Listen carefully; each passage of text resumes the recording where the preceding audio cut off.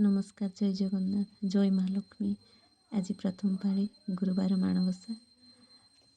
तो पूर्व दिन सब प्रस्तुति चलती। पूर्व दिन प्रस्तुति न कले तो हेनी गोटे दिन में सब बासन कुसन धोई सफा कर सुखिया छाड़ देती। दा कता फल काटापी सफा कर खटोली की हलदी मार देती। नुआ शाढ़ी आनी माँ नुआ ताको धोई देती एवं ठाकुर बसई जो से 16टी पाखुड़ार पद्म काटी माँ पाद चिन्ह देती।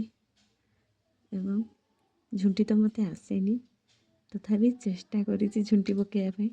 आपण मैंने निश्चय बहुत सुंदर भाव पकई थे। पुओ शोला राति 12 हो गला। पकू पकू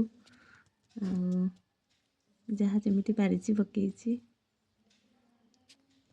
द्वार मुह रोसई घर द्वार मुह सामना मझे आ ठाकुर नुआ कपड़ा भी पिंधि देती। ठाकुर को सफा करदे गाधोई एवं पूर्व राति गैस पोछि देती। राति 2:40 उठी गाधा पाधा कर निजे सज हो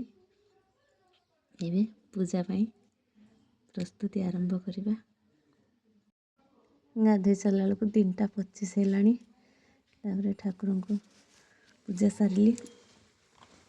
ठाकुर को पूजा सरला एपटे पुओ स्कूल जीव जल्दी जल्दी सब सारे पड़ू। झुंटी पूजा करते ठाकुर को पूजा सरला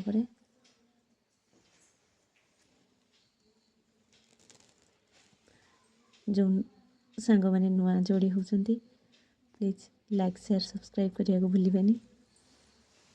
एवं आपण मैंने केमती पूजा कले निश्चय कमेंट रे जनइबे। मु द्वारपाल भी बसई द्वार घट मध्य एवं भीतर तो घट पूजा कर फोटोटे खटुली रखी पूजा कर।